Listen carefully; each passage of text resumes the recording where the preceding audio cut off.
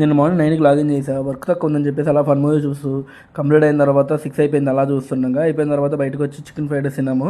తిన్న తర్వాత మా వాళ్ళు అన్న రూమ్కి వచ్చి ఏదో ఎగ్ కర్రీ చేయన్నా తినడానికి ఏంటంటే సరే అని చెప్పి ప్యాన్ పెట్టి ఆయిల్ వేసి కట్ చేసిన ఆనియన్స్ మిర్చి వేసి అలా బ్రౌన్ కలర్ వచ్చిన తర్వాత అలా టమాటోస్ వేసుకొని లైట్గా వచ్చిన తర్వాత ఉప్పు కారము వేసుకున్న తర్వాత కొంచెం దాన్ని బాగా మిక్స్ చేయాలన్నమాట.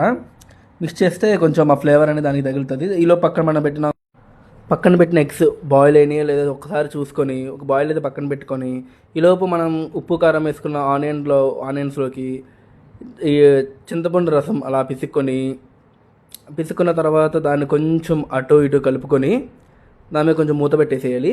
మూత పెట్టిన తర్వాత మన బాయిల్ అయిన గుడ్లని అలా పైన తొక్కలు తీసుకొని ఒక ప్లేట్లోకి పెట్టుకున్న తర్వాత ఈ ఆయిల్ పైకి తేలిన తర్వాత దాంట్లో ఈ ఆయిల్ ఎగ్స్ని అలా చిన్న చిన్న ఘాట్లు పెట్టుకొని దాంట్లో వేసుకున్న తర్వాత చపాతీలో కాల్చుకొని తిన్నాము. బా సూపర్ ఉందన్న అన్నారు మా వాళ్ళు.